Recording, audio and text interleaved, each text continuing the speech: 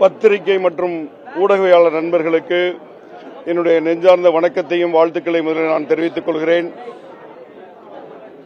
17வது சட்டமன்றத்தினுடைய முதல் கூட்டத்தொடர் நேற்றைய தினம் ஆளுநர் உரையுடன் மிக சிறப்பான முறையிலே தொடங்கியிருக்கிறது. ஆளுநர் உரையிலே இந்த ஆட்சி எந்த திசையை நோக்கி பயணிக்கிறது என்பதை குறித்து குறிப்புகள் எல்லாம் இடம்பெற்று ஆதிச்சநல்லூர் முதல் ஏஐ தொழில்நுட்பம் வரை இந்த தமிழகம் எந்த நிலையிலே செல்ல வேண்டும் என்பதையும் வளர்ச்சி குறித்தும் அனைத்து சமுதாய மக்களுக்கு சமூக நீதி கிடைக்க வேண்டும் என்ற அடிப்படையிலும் பல்வேறு கொள்கை முடிவுகளை அறிவிக்கக்கூடியதாக அந்த ஆளுநர் உரை அமைந்திருக்கிறது. இந்த ஆளுநர் உரையினுடைய தொடர்ச்சியாக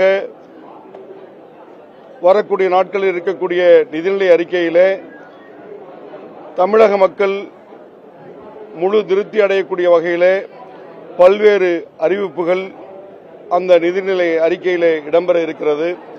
அதிலும் குறிப்பாக வெற்றி தமிழகம் என்று தொலைநோக்கு திட்டத்தையும் அந்த நிதிநிலை அறிக்கையிலே இந்த அரசு வெளியிட இருக்கிறது. இன்று முதலமைச்சர்களுடைய தனி தீர்மானம் மேகதாது அணை குறித்து இன்று அனைத்து கட்சி உறுப்பினர்களுடைய ஆதரவோடு ஏகமனதாக நிறைவேறியிருக்கிறது.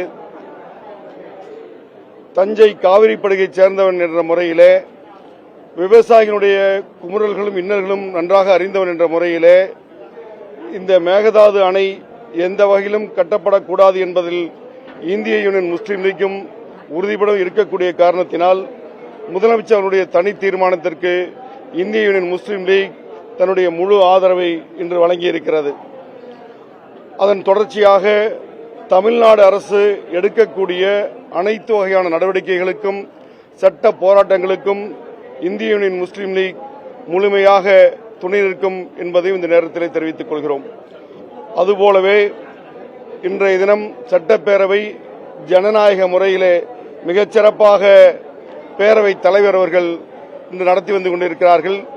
அனைத்து கட்சி உறுப்பினர்களும் தங்களுடைய கருத்துக்களை மிகச் சுதந்திரமான முறையிலே பதிவு செய்து வந்து கொண்டிருக்கிறார்கள். இன்று உறுப்பினர்கள் எழுப்பியிருக்கக்கூடிய கேள்விகளுக்கெல்லாம் சிறுபான்மைத்துறை அமைச்சர் என்ற முறையிலே வரக்கூடிய நிதிநிலை அறிக்கையிலே சிறுபான்மை இன மக்கள், சிறுபான்மை மொழி பேசக்கூடிய மக்களுடைய நலன் காக்கக்கூடிய வகையிலே பல்வேறு திட்டங்களும் அறிவிக்கப்பட இருக்கிறது என்பதை இந்த நேரத்திலே நான் தெரிவித்துக் கொள்கிறேன். இந்த தீர்மானத்தை பொறுத்தவரை அனைத்து சட்டமன்ற உறுப்பினரும் தங்களுடைய முழுமையான ஆதரவை தெரிவித்திருக்கிறார்கள். அந்த வகையில் இந்திய யூனியன் முஸ்லீம் லீக்கும் தன்னுடைய முழுமையான ஆதரவை அளித்திருக்கிறது. பேரவைத் தலைவர் அவர்கள் நேரத்தின் அருமை கருதி சிலரை வாய்ப்பு மறுக்கப்பட்ட நிலையிலும் கூட இந்திய யூனியன் முஸ்லீம் லீக் மாத்திரமல்ல அனைத்து எதிர்க்கட்சிகளும் ஆளும் தரப்பில் இருக்கக்கூடிய அனைவருமே இந்த தமிழ்நாட்டு மக்களுடைய நலன் கருதி, விவசாயிகளுடைய நலன் கருதி முழுமையாக தங்களுடைய ஆதரவை தெரிவித்திருக்கிறோம்.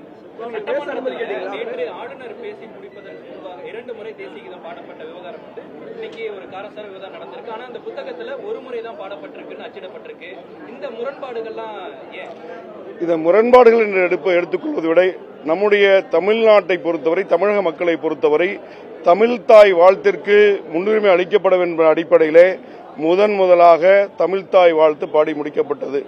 அதனுடைய தொடர்ச்சியாக ஒன்றிய அரசினுடைய அறிக்கைப்படி, ஆளுநருடைய ஆலோசனைப்படி அந்த தேசிய கீதம் இசைக்கப்பட்டிருந்தாலும் அது நம்முடைய நாட்டினுடைய கீதம் என்பதால் அதனை குறித்து விமர்சித்தோ பதிவு செய்வதோ நன்றாக இருக்கிறது என்று உணர்கிறோம்.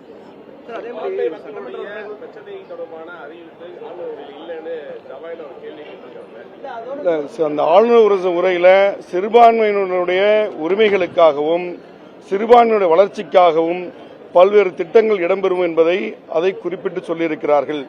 அதைவிட குறிப்பாக இந்த அரசு மதச்சார்பின்மை காக்கக்கூடிய அரசாக முழுமையாக செயல்படும் என்ற குறிப்பும் அந்த ஆளுநர் உரை இடம்பெற்றிருக்கின்ற அடிப்படையில் வரக்கூடிய நிதிநிலை அறிக்கையிலே மிகச்சிறப்பான அறிவிப்புகள் நிச்சயமாக இடம்பெறும்.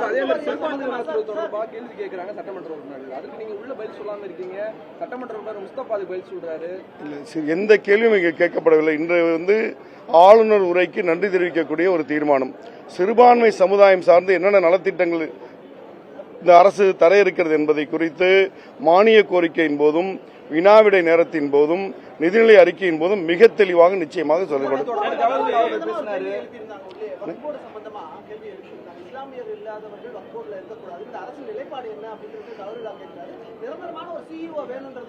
இந்த அரசினுடைய நிலைப்பாடை பொறுத்தவரை மத்திய அரசு கொண்டு வந்திருக்கக்கூடிய வக்ஃபு திருத்தச் சட்டத்தை முழுமையாக எதிர்க்கும். அதற்கான சட்ட போராட்டத்தை இந்த அரசு நிச்சயமாக மேற்கொள்ளும் என்பதை உறுதியோடு தெரிவித்துக் கொள்கிறோம். இன்றைய ஏற்கனவே உங்களுக்கு கேட்ட கேள்விக்கு சொன்ன பதில் தான் இருக்கும். இன்று நன்றி தெரிவிக்கக்கூடிய ஒரு தீர்மானங்கள் அடுத்த கட்டமாக இருக்கக்கூடிய மானிய கோரிக்கையின் போதும் நிதிநிலை அறிக்கையின் போதும் இவர்கள் கேட்கக்கூடிய கேள்விகளுக்கு நிச்சயமாக அரசினுடைய அறிவிப்புகளாகவே வெளிவரும். சட்டமன்றத்திலேயே உங்களுடைய பதிவுகள் இருக்கணும் அப்படின்னா ஒரு நிமிடத்திலாவது உங்களுக்கு வாய்ப்பு கொடுத்திருக்கலாம். ஏன் அந்த வாய்ப்பு கூட உங்களுக்கு வழங்கல? காலத்தின் அருமை கருதி பேரவைத் தலைவர் அப்படி முடிவெடுத்திருக்கலாம். இருந்தாலும் எங்களுடைய ஆதரவை ஏகமனதாக அனைவருமே தெரிவித்திருக்கிறோம். ஒட்டுமொத்த இல்லாம கூட போயிருக்கல. இருந்தாலும் அன்றைக்கு தீர்மானம் எப்படி வந்திருக்குது? தமிழ்நாட்டு சட்டமன்ற பேரவைகளில் இருக்கக்கூடிய அனைத்து உறுப்பினருடைய ஏகமனதான தீர்மானம் என்பது பேரவைத் தலைவர் அங்கு அறிவித்திருக்கிறார். அப்போ அங்கு இருக்கக்கூடிய அத்தனை கட்சிகளையும் உள்ளடக்கிய தீர்மானம் தான் அது இப்போது உங்களுக்கு சொன்னது போல முழுமையாக வரவேற்கிறோம். அரசு அதற்காக எடுக்கக்கூடிய அனைத்து முயற்சிகளுக்கும் அனைத்து நடவடிக்கைகளுக்கும் இந்திய யூனியன் முஸ்லீம் லீக் முழுமையாக துணை இருக்கும் என்பதை தெரிவித்திருக்கிறோம். நன்றி.